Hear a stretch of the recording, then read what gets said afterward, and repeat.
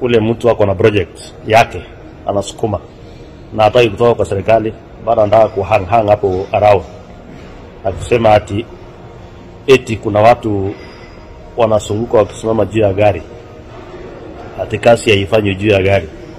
Kwanza nataka nimsaidie, nikuambie wewe kwanza 202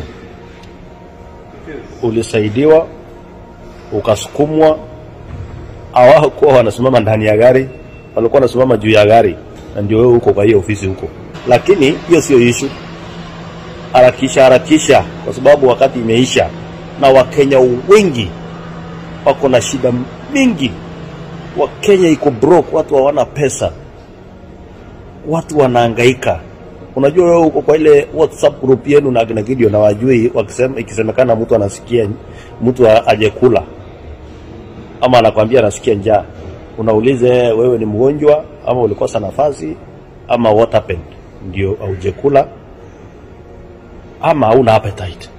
Unajua hujui kuna watu hawana pesa. Acha nikuambia my friend, kuna wazazi wengi wajua watoto wanaenda shule vipi. So usiongee kwa sababu wewe uelewi na hutawaelewa.